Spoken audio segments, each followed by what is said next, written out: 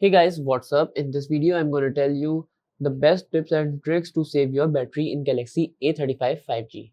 Guys, in this video, I'm going to use A55 5G by the way, but both the phones are completely same. So this method is applicable on both the devices. So firstly, you have to go to the settings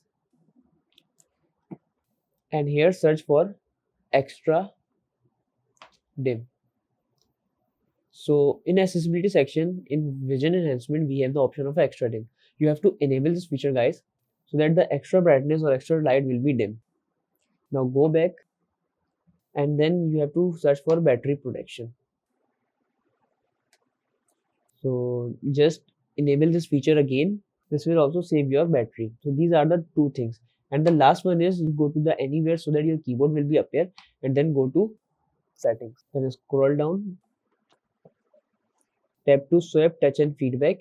And here we have an option of a touch feedback. So just tap here and then disable the vibration feature and sound feature so that it may also save your battery. So this is the tips and tricks to which you can save your battery in Galaxy A35 5G. So that's it guys about the video. If this video helped you, kindly like the video and follow us for more tips and tricks.